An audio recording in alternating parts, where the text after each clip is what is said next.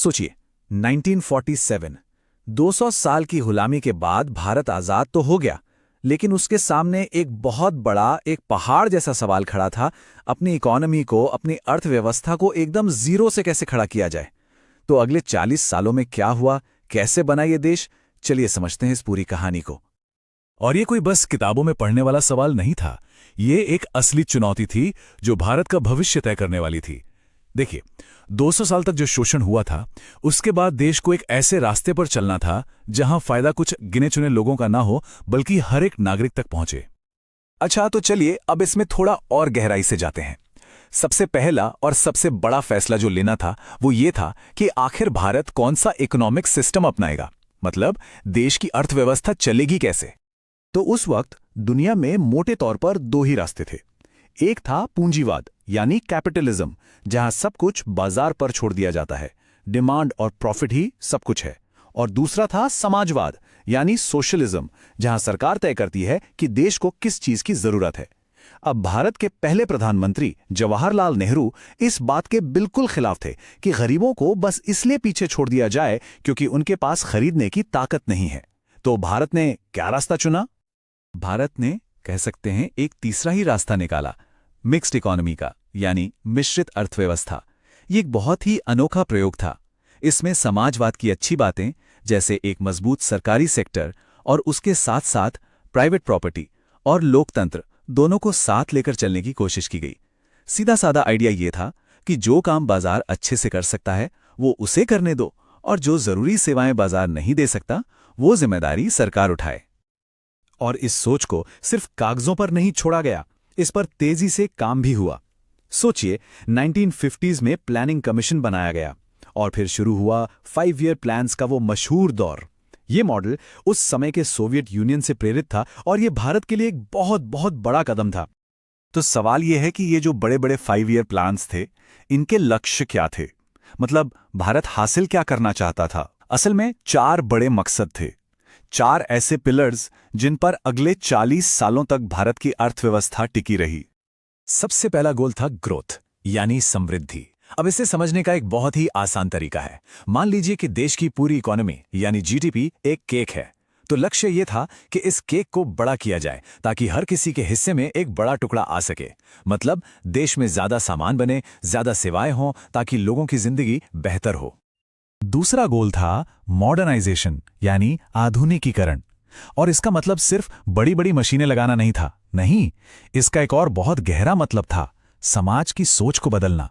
जैसे इस बात को मानना कि महिलाओं को भी पुरुषों के बराबर अधिकार मिलने चाहिए, उन्हें भी घर से बाहर निकलकर काम करने का मौका मिलना चाहिए। सोचिए, उस जमाने में यह कितनी बड़ी और क्रांतिकारी बात रही होगी। तीसरा और बहुत ही जरूरी पिलर था सेल्फ रिलायंस यानी आत्मनिर्भरता। जरा सोचिए, जो देश अभी अभी 200 साल की गुलामी से आजाद हुआ हो, उसके लिए ये कितना जरूरी होगा। इसका मतलब था अपने पैरों पर खड़ा होना, किसी दूसरे देश पर निर्भर ना रहना, खासकर खाने पीने की चीजों के लिए, ताकि भविष्य में कोई भी बाहरी देश भारत पर किसी भी तरह का दबाव ना बना सके। और चौथा गोल, जो शायद सबसे जरूरी था, वो था इक्विटी यानी समानता। क्योंकि खुद सोचिए, देश की ग्रोथ हो जाए, मॉडर्नाइजेशन भी आ जाए, हम आत्मनिर्भर भी हो जाएं, लेकिन इन सब का क्या फायदा अगर देश की ज्यादातर आबादी गरीबी में ही जीती रहे।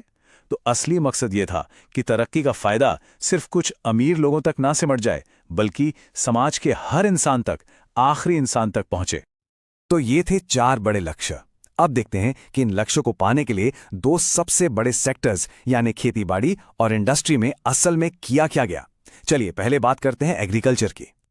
देखिए, आजादी के वक्त भारत की लगभग 75% आबादी, मतलब हर 4 में से 3 लोग, अपनी रोजी-रोटी के लिए खेती पर ही निर्भर थे। पर आयरनी देखिए कि एग्रीकल्चर सेक्टर खुद ही बिल्कुल ठहरा हुआ था। टेक्नोलॉजी पुरानी, जमींदारी सिस्टम शोषण करने वाला, और ऊपर से मॉनसून का कोई भरोसा नहीं। इन सब की वजह से पैदावार बहुत ही कम थी। तो इस हालत को बदलने के लिए सरकार ने 2 तरफा हमला बोला, एक 2 pronged स्ट्रैटेजी अपनाई। पहला था लैंड रिफॉर्म्स यानी भूमि सुधार। इसका मकसद था कि जमीन का मालिक वो हो जो असल में उस पर हल चला रहा है, ना कि कोई बिचौलिया।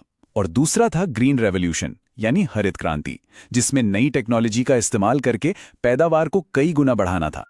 अब देखिए, भूमि सुधारों के जो नतीजे निकले वो मिक्स थे।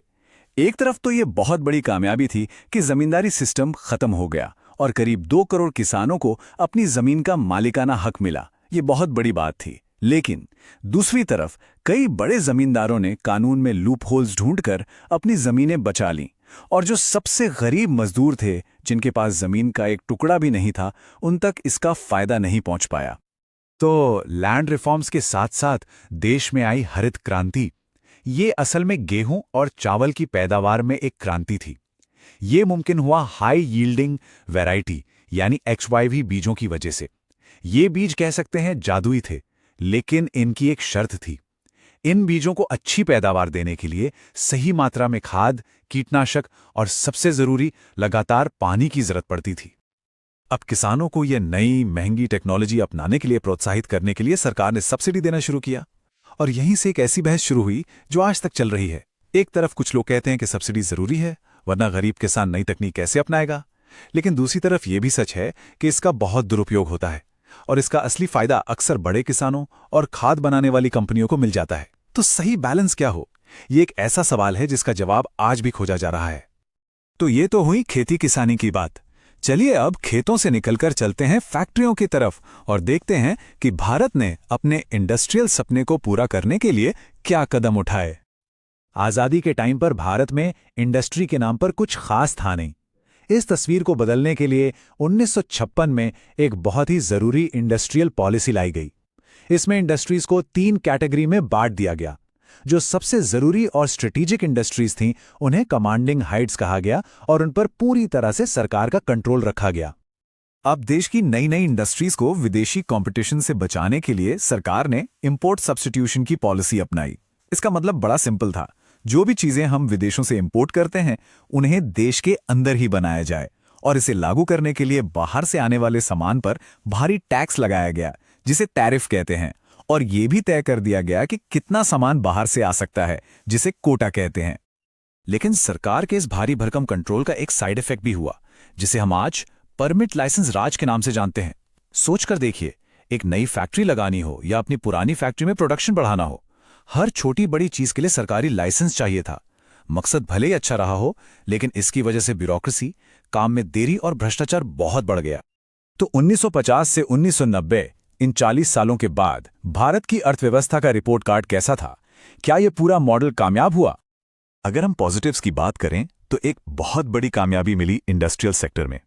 1950 में भारत की जीडीपी में इंडस्ट्री का हिस्सा सिर्फ 13% था। 40 साल बाद यह आंकड़ा लगभग दुगना होकर 25% पर पहुंच गया। यह एक जबरदस्त अचीवमेंट थी। यह दिखाता था कि भारत अब सिर्फ खेती पर निर्भर रहने वाला देश नहीं रहा। तो कुल मिलाके जो तस्वीर बनती है वो मिक्स्ड है, एक बैलेंस शीट के तरह। अचीवमेंट्स वाले कॉलम में देखें तो भारत खाने पीने की चीजों में आत्मनिर्भर हो गया, देश में तरह तरह की इंडस्ट्रीज लग गईं और जमींदारी सिस्टम खत्म हुआ।